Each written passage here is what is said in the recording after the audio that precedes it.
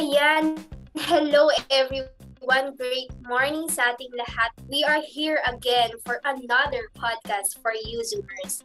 But of course, before we officially start, magpapakilala muna ako. Ako po si Candid Garcia, one of your hosts for today's episode. Ayan. Hi Ate Candid. Ako naman po si Kyle, ang pangalawang piece ng apat na Chicken Joy host ninyo. Grabe Kyle, napansin mo ba ang dami pala natin for today's episode? Truly, partner. Kaya ipakilala na rin natin ang dalawa pa nating makakasama. Great morning everyone! I am Gianna Lamadrid. And I am Aira Ramos, ang bumubuo ng apat na Chicken Joy host ninyo. So, Gianna, ano ba yung pag-uusapan natin today para naman may konting pasilip sa ating mga listeners ang ating chika? Well, to our listeners and viewers, as you may know, we are celebrating the National Children's Month this November. Ay nako mga partner, tamang-tama kayo dyan. There are a lot of activities that are lined up for our kids, as well as their families that could help them nurture their bonds and grow closer as a family. At ayan ang dahilan kung bakit nandito rin tayo ngayon. Today, we are conducting this very special episode under the Zoomers podcast.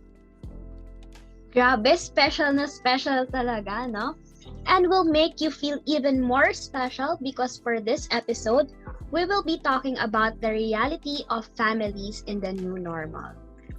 Siyempre, it is important that this month, these kind of topics are discussed to help each one of us adjust and look out for each other. Agree ako dyan sa'yo, Gianna, no? But of course, before we proceed with the main discussion for our podcast, for those of you who are not yet familiar, kami po ang The Zoomers. Yes, Ate Candid, we are the Zoomers, and to formally introduce ourselves, no? We, Zoomers, are under the youth arm engagement of GalingLNC, which is GalingLNC Youth. Sa GalingLNC Youth, we advocate for the youth to discover, thrive, and share their galing to the community. And because here in our community, which has already reached 19,000 households, our participation through all of the civic engagements, such as elections, social issues, and the like, will define how we can build our community and how the next generation of leaders can inspire the youth towards good governance and value mission-based leadership. Nako, kaya tamang-tama lang talaga that we have this podcast episode for today. So, what if magsimula na kaya tayo, di ba? We wouldn't want our listeners and viewers to wait any longer. I agree! So let's start this episode off with our personal experiences. Na-mention natin kanina na our topic for today would be the reality of families in the new normal. Over the course of this long pandemic, there's always been this misconception that families are doing well despite the threat of the virus. Kasi nga, we're always at home, we're always together, and we're always spending time with each other. So with that idea, laging pumapasok yung thought na siguro we and our families are really getting together well. Alam mo, totoo yan, Kyle, no? And although we do agree that those are really part of the reality, hindi naman nga talaga natin ma-deny na there are families who experience that. Kaya we should also address the other side of reality that doesn't get talked about much. So ayan, why don't we try to compare families pre-pandemic and during pandemic? Siyempre, speaking on our point of views, dahil nga sabi natin, let's start with our personal experiences. Ito ang unang tanong natin. What did we realize or notice when it comes to emotional or mental support and expression? Did it somehow improve or was there a negative difference that we could all focus on? Disclaimer din muna, no? We are in no way experts or medical professionals in this field. Kaya what we say or express will be entirely based on our own observations and understanding. So, ako munang mauna. For me kasi, since pre-pandemic pa lang, I have been open sa family ko, especially sa parents ko.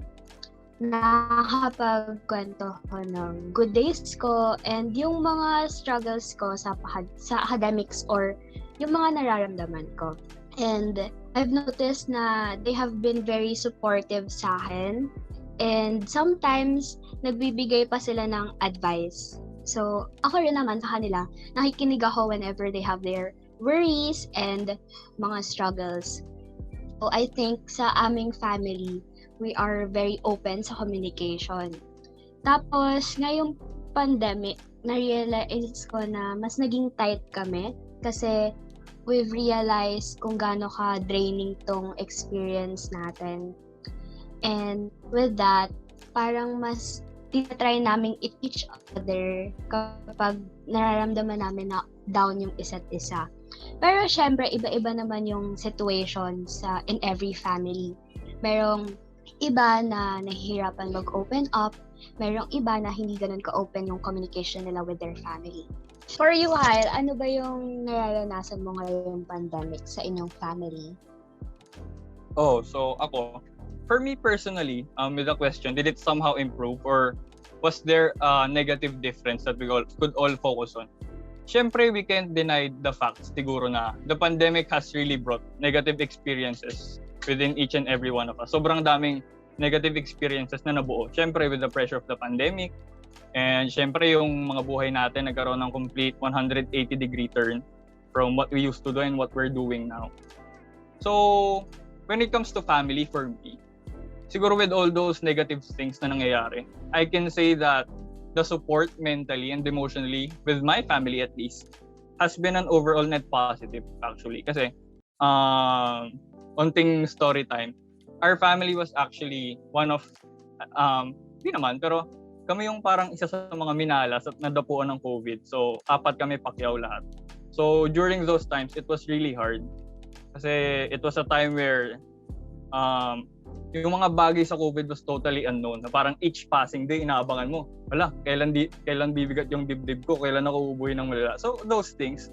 And habang nandun kami sa situation na yun, parang I really felt the support within my family. That we've been supporting each other. Kamustahan kayo araw-araw. And you cook for your parents, di ba? Siyempre, may mga bumigat yung pakiramdam. So, you cook for them, you care for them. So, with the pandemic, I can really say that it really strengthened our support for each other as a family. So, ikaw ba, Ate Gianna? What's your experience? Ako naman, basing on what you have said, hindi ko naman sinasabi na pareho tayo, pero there are similarities na nakita ko na sa akin din, parang mas nangingibabaw yung positive impact sa akin ng pandemic sa pamilya namin. Kasi, tawag dito, syempre, katulad nga ng sinabi mo kanina, since nung nag-pandemic, talagang huge turn talaga yung nangyari. Like, before, parang most of our days, lagi tayong nasa school, and then now, we spend our days mostly sa bahay. So, ang madalas nating kasama is yung pamilya talaga natin. So, sila din yung mga nakakausap natin, sila lang din yung malalapitan natin ngayong pandemya. So, with that, I can say na na-strengthen yung bond namin sa isa't isa. Kasi, lalo na sa mga kapatid ko. Kasi before, lagi kasi akong late umuwi ng school. So, parang usually, kapag uuwi na ako ng bahay namin, mas matutulog na lang ako. Or siguro, gagawa ako ng konting schoolworks. Tapos, matutulog na ako after nun. So, parang hindi kami sobrang nakakapag-usap parate. Pero ngayon, dahil ngayong pandemic, lagi kami magkakasama. So, mas lagi kami nakakapag-communicate with each other. Nakahanap kami ng mga bonding namin. Like, for example, nanonood kami ng movies together, like that. And, ayun lang naman sa akin so far. Ikaw ba, Ate Candid? Ano po yung side nyo about this? Ako naman, agree ako sa inyo na, and it's good to hear na na-strengthen yung bond and support nyo sa family. Ako naman, personally, aminado ako na there are struggles na nangyari at hindi natin maiwasan yan, lalo na lahat ay pressure sa pandemyang ito. Pero kung iisipin natin, mas napalapit talaga tayo sa isa't isa sa loob ng isang tahanan. It's a matter of our approach sa isa't isa, kung paano nga ba natin masusolusyonan yung problema natin sa loob ng bahay. So it's Actually guys, no, alam nyo ba na there are a lot of studies being conducted regarding this matter, especially the well-being of both children and the parents inside their homes nung nag-start tong pandemic. And according to UNICEF, no, at least 1 in 7 children and young people lived under stay-at-home policies for most of 2020. Kaya it leads to the feelings of anxiety, depression, and of course, isolation. 1 in 7, pero that's already a huge sign na indeed there is this kind of reality happening in several households. Which leads us to the second aspect that we will be talking about. How are families interacting daily? What changed between their connections and interactions between noong wala pang pandemic at ngayong nasa gitna na tayo ng pandemya?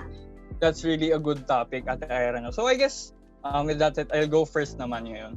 So what changed really between the life before and the life now? Especially for me kasi pre-pandemic, I was actually like a full-blown athlete.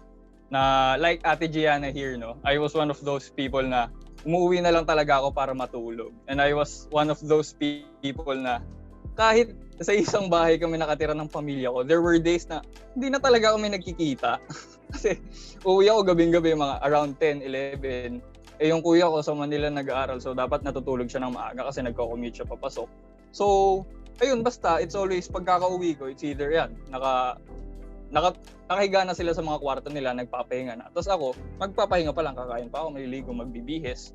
So, diba, having to adjust now, and to say na I've totally adjust is actually hindi talaga. Kasi life before was really different. And siguro now, what I can say is what changed is, yun nga, there's a lot of interaction. Na, di ba, dati gigising ako, wala pang araw. So kahit pagkagising ko, hindi na kami magkikita eh. Pero now, di ba, pagkagising mo, online class, baba ka, hanap ka pagkain, tapos makikita mo, nanay mo, pinaglulutuan ka na. Which is, alam niyo, ang comforting pala ng feeling na nagkakaroon din ng ganong interaction na hindi ko kasi nararanasan before talaga. So, yun, I think there's been a lot of, for me at least, there's been a lot of more interaction and more connection, especially now. Kasi nga, now then you have more time na magkwento, you have more time to tell how your day went, and those things. So, that's for me, guys. Kayo ba? Alam mo, Kyle, agree ako sa'yo dahil dati nung hindi pa pandemic, no, sobrang active talaga tayo sa labas. Yung tipong from school, pagka-uwi, after ng school rather, kung saan pa tayo pupunta, nag-e-enjoy tayo, alam mo yun, nakaka-miss talaga yung mga ganong bagay. Pero ayun nga, nung katulad ng sinabi ni Kyle dati, hindi nagkakasundo yung oras ng isa't isa.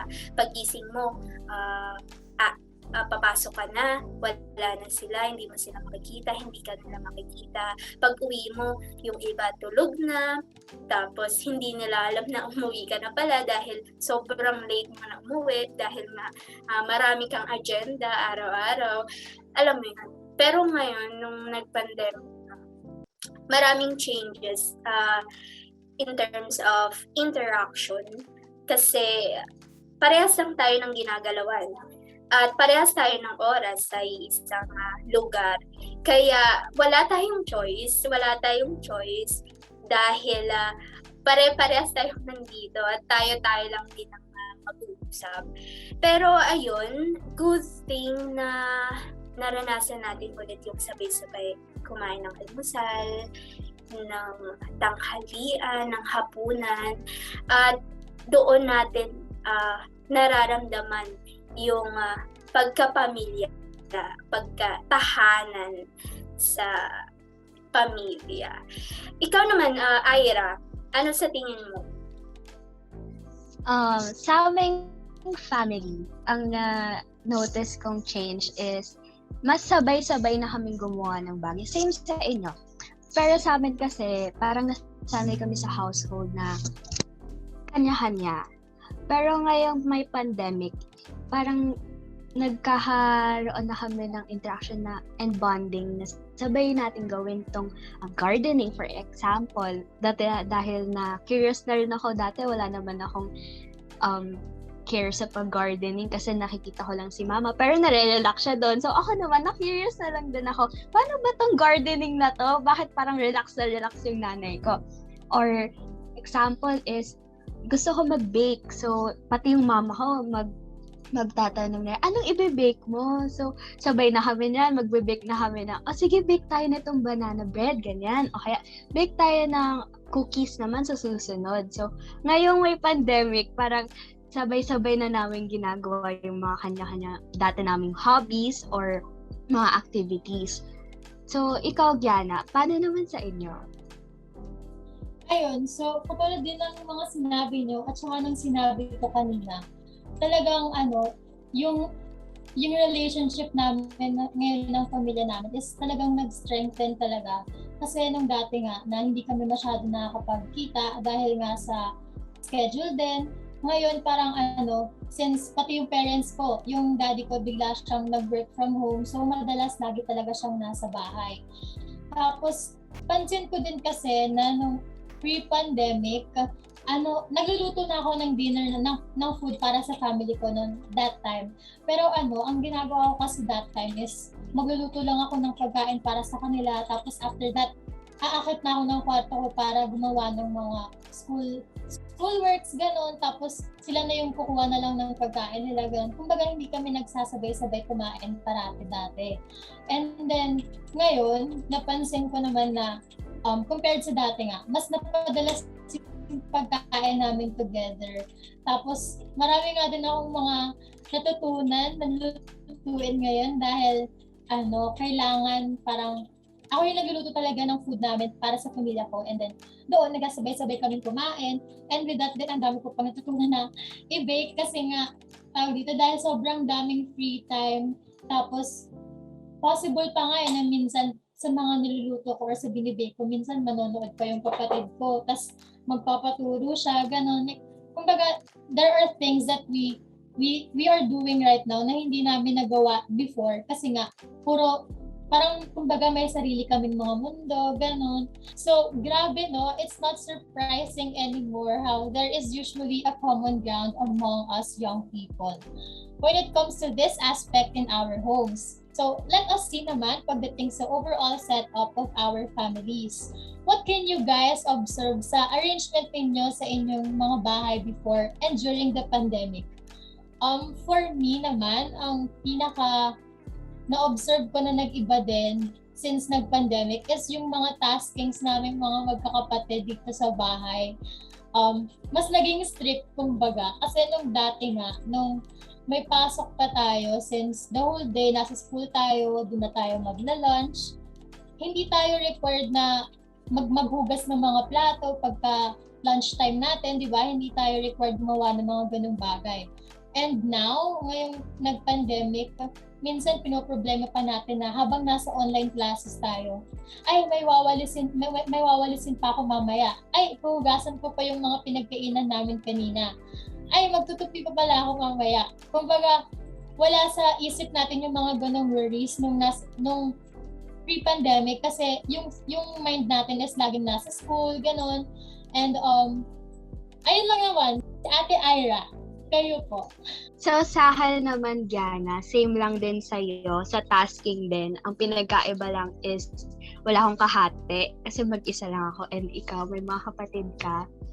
Ngayon, meron akong time na makatulong sa gawaing bahay, kahit breakfast, lunch, or dinner. Noon kasi dinner ko lang naaabutan, except kapag syempre holidays or half day tayo sa school. Ngayon, by pandemic, every hour, hindi naman every hour kasi hindi naman kami ganun kahalat sa bahay. Pero alam mo yun, kapag sa may oras na pagkain and sa oras ng paglilinis, meron ka nang laging allotted time for that. Hindi lang puro assignments. Kasi syempre gusto mo rin maka-lessen sa burden ng parents mo.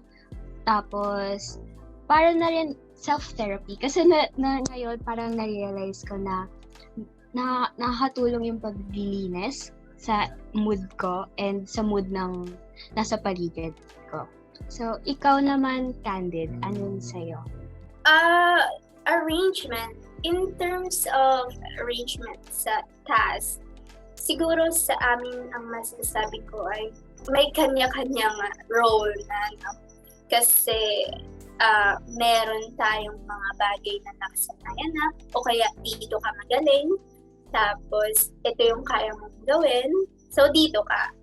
Ganun ang nangyayari. For example, magaling magluto, ikaw dyan, magaling ako maglaba, ako dito, magaling ako magtupi, ako dito. Yung mga ganong bagay. Pero hindi natin may iwasan, no, na there are still misunderstandings and miscommunication in terms of doing tasks inside our homes. Yun naman, napansin ko. And ikaw ba, Kyle? Ikaw, ano sa tingin? Ako, for me, actually, I actually resonate with you three, no, na really, ang isang major part na nag-iba sa setup is, of course, we have to do a lot more housework than we usually do.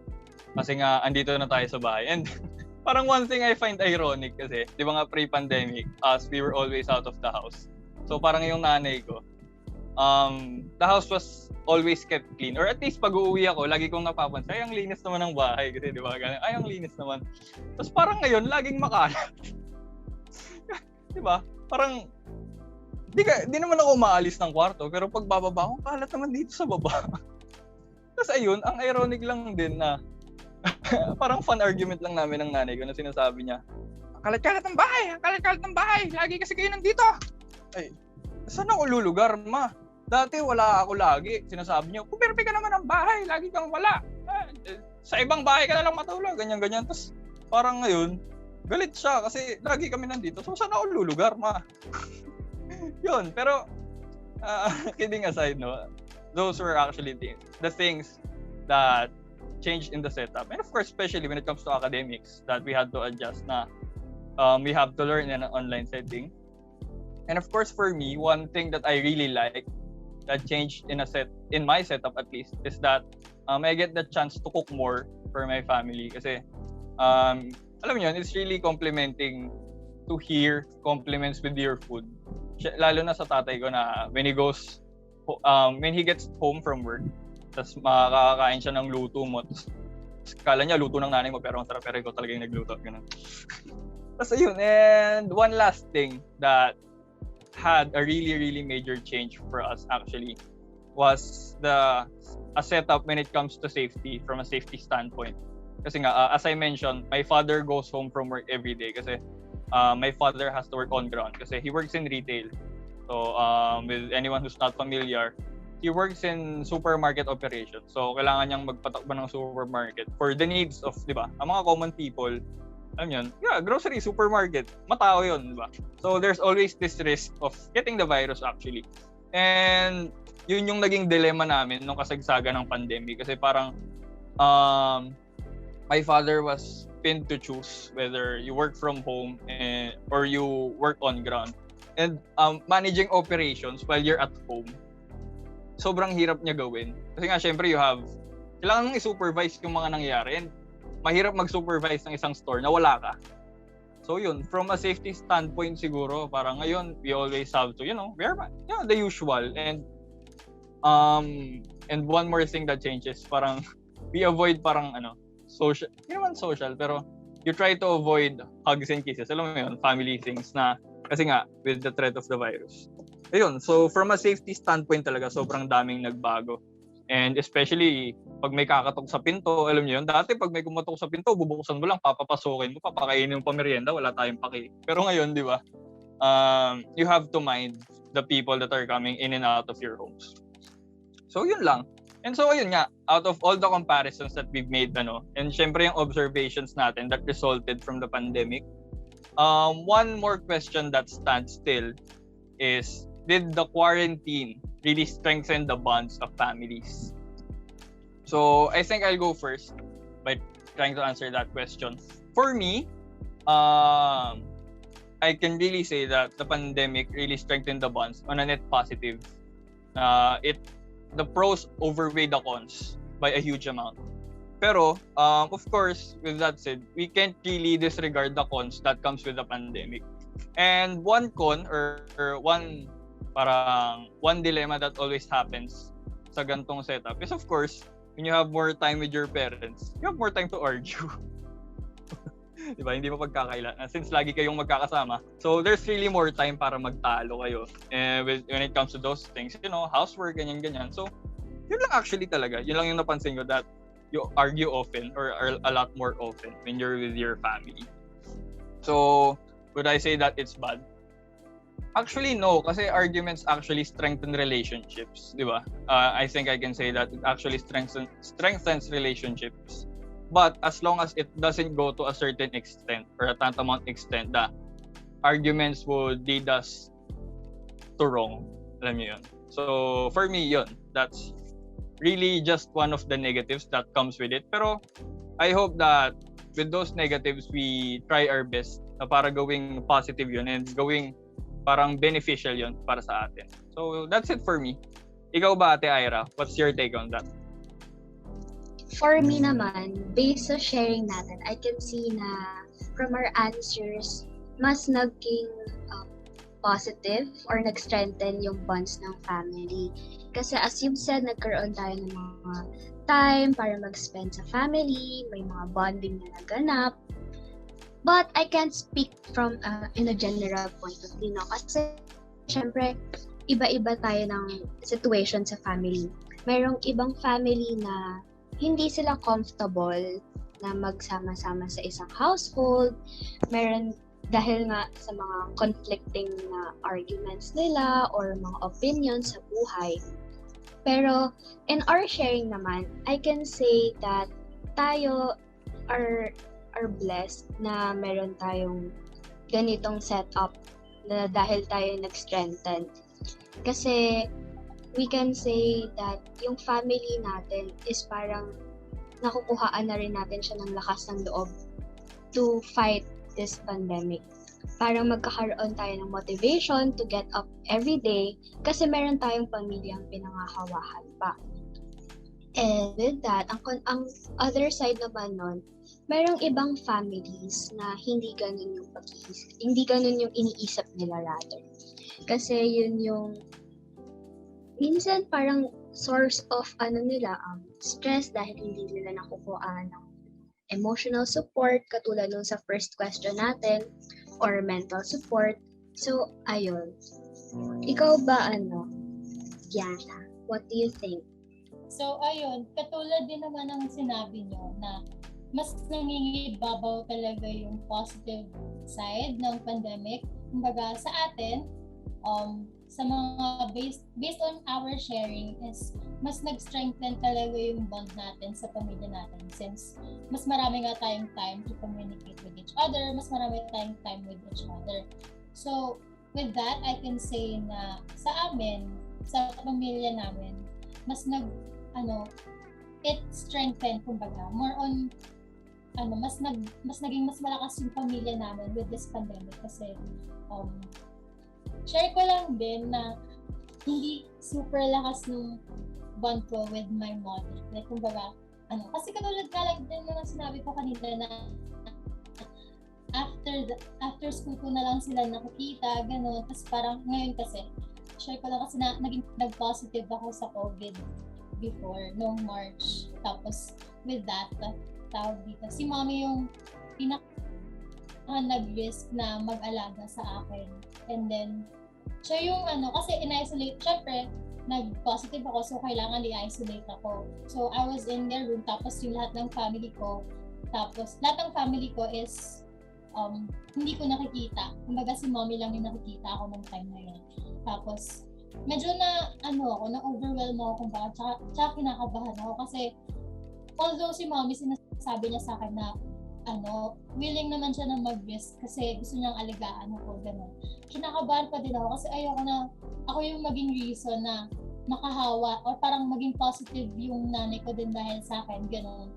Pero at the same time, syempre I felt loved kasi alam mo yun, inaalagaan ako tapos ano talaga, nung time na yun, lagi akong dinadalhan ni mami ng pagkain sa room, tapos siya yung nagbibigay ng meds ko, ganun. Tapos, ang tawag dito, siya yung nakakausap ko din talaga parati. Like, she doesn't allow me na magkaroon ng time to overthink or parang lagi siyang tinatry niya na makausap ako kahit paano since isolated nga ako, wala akong nakakausap kahit sino, like through chat lang, ganun. She found ways para hindi ako left out or parang maging feeling ko mag-isa lang ako, ganun. And syempre, I would not say that it's the same for other families kasi like what Ate Aira have said, there are families na hindi sila comfortable sa family nila or parang hindi sila super close in terms of emotional or mental support. Like, hindi yun lahat kayang ibigay ng isang pamilya. Parang hindi siya the same situation sa isang pamilya. So, with that, we could really say na mas nangingibabaw nga yung positive side. Pero, syempre, we cannot forget that there is also a bad side of the pandemic in terms of our family situations and ayun. So, Ate Candid, ikaw naman, ano naman yung say mo about this? Ako naman, generally speaking naman, I cannot say kung ano yung mas tama. There are pros and cons talaga. Pero hindi kasi natin maiwasan, lalo na iba't iba tayo ng approach sa ating mga sariling tahanan. Pero sa ating apat naman, nakita ko naman na all of us ay na-strengthen yung bond nyo sa bahay. And I think it's also safe to say that though we have our own experiences and we can testify to the effects of this pandemic, we should not assume that everyone is like us. Tama ka dyan, Candid, no? The real purpose lang din naman that we are giving light to these aspects or realities, kumbaga, ng pamilya is for other families to be aware. There are other people who don't have it good, and there are others naman who are lucky. This podcast can help them realize what's happening within their families na baka hindi lang nila napapansin. Yes, and we aren't saying this to scare anyone at all po, ano. We just want more families to actually address and look deeper into the possibilities of these different kinds of scenarios that could be happening inside their homes. Para syempre, di ba, as a family, they can solve it and improve their relationships even more. At kung maganda naman na yung nangyayari sa kanila sa mga bahay nila, at least they know that they should continue their good practices with their families. Pero what are the ways nga ba that could be helpful in bringing the family closer? Syempre, that practice wherein we address the problems or issues is already one thing. But ayun po, before we conclude this podcast, let's share some of the tips that worked for us that may work on other families with regards to igniting the bond and keeping the closeness. One of the tips that I could share na nag-work para sa akin personally is that since the pandemic, mas naging open ako sa family ko. Kasi, tawag dito, ayun nga, nung pre-pandemic, most of the time, hindi naman ako parating nasa bahay. So, most likely, mga nakakausap ko lang is my friends, and hindi ko na share yung mga bagay na na-excite ako or parang yung mga achievements ko so much with my family. And yung mga little things na, alam mo yun, parang possible na makapag-ignite ng bond ko with my family. Ayun, with the pandemic, napansin ko na mas naging close ako sa mga kapatid ko personally. Kasi, ayun, since sila yung parati kong kasama, mas nararamdaman ko yung excitement na kapag nagkukwento ako sa kanila. Kasi syempre, tawag dito, nung pandemic naman, hindi ko nga sila masyado nakakausap. And then, but right now, we found several ways that could ignite our bond as siblings. Like, manonood kami ng mga movies, or sometimes, dati nga yung TikTok, hindi namin parang masyadong alam mo yung mga tao na sasabihin nila, ay, hindi ako mag-TikTok, ano ba yan? Parang, ewan naman yung app na yan, ganyan. Tapos, we didn't know na isa na pala kami sa mga gagamit ng TikToks. Tapos, may enjoy namin. And with that, we found several ways. Ayun nga, we adapted, kumbaga, sa pandemic. Kasi, we found several ways that could help us. Or, kumbaga, magkaroon kami ng coping mechanism with each other, and magkaroon kami ng bond na since kami lang din naman yung magkakasama sa bahay, kami lang din naman yung malalapitan ng isa't isa in terms kapag may mga problema kami. And ayun, so ikaw po, Ate Aira, what are the tips na pwede natin i-share sa that may work for other families in igniting the bond and keeping the closeness? Yon. So, sa akin, ang tip na share ko sa inyo that work for me is do things together. So, for example, cooking, baking, ayan. Also, try nyo yung mga interests ng family members, no? For example, puzzle, ayan, interest ko yan, and nung sinubukan ni Mama, halos sabay kaming nasa-stress, tapos sabay rin kaming natuwa nung nabuo na. Another is nag-bead making kami. So, gumawa kami ng beads for accessories. So, I think yun yung mga tips na share ko sa inyo that worked for our family. Sa inyo ba, Hal? Ano ba yung sa inyo na tips na pwede mong ma-share? Hi, Ate Aira. Actually, for me, no, I guess I can say that along with what you've said earlier, saying this is not parang a one-size-fits-all tips for everyone. Kasi we should acknowledge that not all families are in the best situations. So with that kind of mindset, what I can say to actually people or the youth more specifically is if you're not that comfortable with your family is to work at your own pace. Work on a pace na you don't feel pressured, you don't feel obligated, and it's not a burden sa inyo to try and understand and resonate with your family. So, yun, and work at your own pace, but try to communicate as much as you can. So, your families can understand where you're coming from. So, if you're not really that comfortable with them, at least, subukan nating sabihin sa kanila kung saan tayo nanggagaling, kung ano yung nararamdaman natin, at kung bakit ganun tayo when it comes to them. Kasi nga, at least in that way, we can get, I think, in my opinion, the best result when it comes to building relationships with our family. So, yun. That's really my point on that. Ikaw ba, Ate Candid? I agree with you, Kyle, no? Na we must acknowledge those families na trying, ganyan. Dahil hindi naman talaga madali itong pandemic. At mahirap na naman talaga. And tatlo lang ang masasabi ko.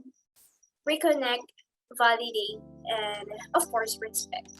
Reconnect, rebuild your relationship among your family members. Kung alam naman natin na kailangan na buksan natin ang mind natin to reconnect our relationship, no? Siguro, let's be open for each other then. For the second one, validate. Let's validate each other's feelings and emotions. Importante yan. Lalo na ngayon, ang daming apektado, diba? At kailangan natin yun sa isang tahanan dahil araw-araw tayo yung magkakasama. At doon na papasok yung respect. Respect, meaning ito yung pinaka-pundasyon ng isang healthy relationship among the members. Kaya, with those three, reconnect, validate, and respect, siguro mas makakabuo tayo or mas makakatulong ito para mas magawan ng solusyon sa ating problema.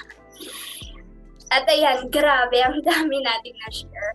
And we've reached the end of our podcast. But of course, before we officially conclude this, we would like to impart to our viewers and listeners out there the importance of your family and the commitment to understanding them and being with them, especially in these trying times. And reminder for everyone na tell your family, your friends, and your loved ones that you love them. Kasi who knows, di ba? Life is too short. Kaya oras na para iparamdam at sabihin sa mga taong parte ng buhay natin na we love them, we care for them, and of course, we support them. Kasi at the end of the day, tayo at tayo nila magtutulungan. Diba? That's it. Tama ka dyan, Ate Candid. No? Ngayong pandemya, it is much more essential that we keep our families closer and we make an effort in showing our love and care for each other. Siyempre, kahit nga na-experience nyo man yung kagaya ng mga sinabi namin kanina, there are still ways that could help each one of you to bring back and improve the bond. One of the many ways that you could do that is, of course, a simple greeting with your family members could do the trick. Pagkakababa nyo from online class, treat them good morning. Tell them how your day went, and kamustahin nyo sila. So with those little things, those could really improve the bond with each and every one of us. Kasi, gaya ng sinabi ni Ate Candid, tayo-tayo lang naman din ang nandito para sa isa't isa. And of course, we hope na kung ano man yung magagandang practices and takeaways na nakuha nyo sa amin, magpapatuloy lang iyon hanggang sa sabay-sabay nating lahat na malagpasan itong pandemya. Dahil nga naman, it is much more enjoyable and inspiring for each one of us kung healthy ang ating relasyon sa ating pamilya. Always remember to assure your loved ones, i-voice out yun na yung mga nararamdaman nyo and tell them how much you care for them and support them.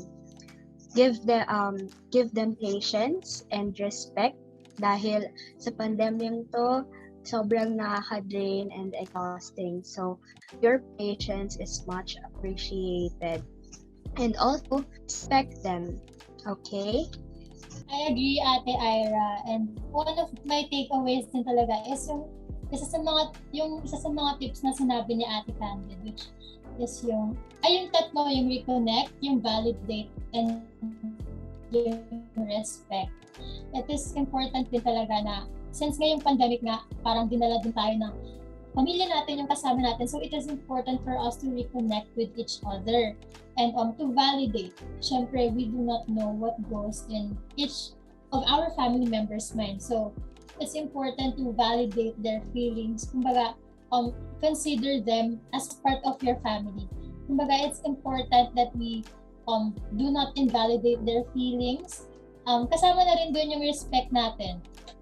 Since, syempre, one of the things that could help in strengthening our bond with our family is kung may respeto ka sa pamilya mo. Syempre, kung wala kang respeto, paano kayo parang magiging isa? O parang paano magkakaroon ng purpose yung pagiging pamilya niyo kung watak-watak naman kayo, di ba? Or parang hindi nyo nire-respeto yung isa't isa.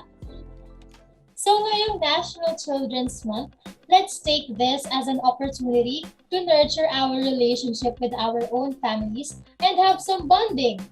Inaanyayahan po namin kayong lahat na makisama sa ating mga upcoming activities in the community that are just for you. Stay tuned lamang sa ating GalingLNC Facebook page for the announcements regarding the contests and activities and for updates on how you can join. At so ayun po, maraming salamat sa inyong pakikinig and we hope that this podcast episode has been an enjoyable and inspiring one for you.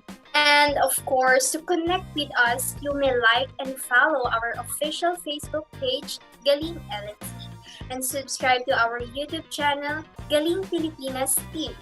You may also find us on Spotify and Apple Podcasts, the Zoomers Podcast.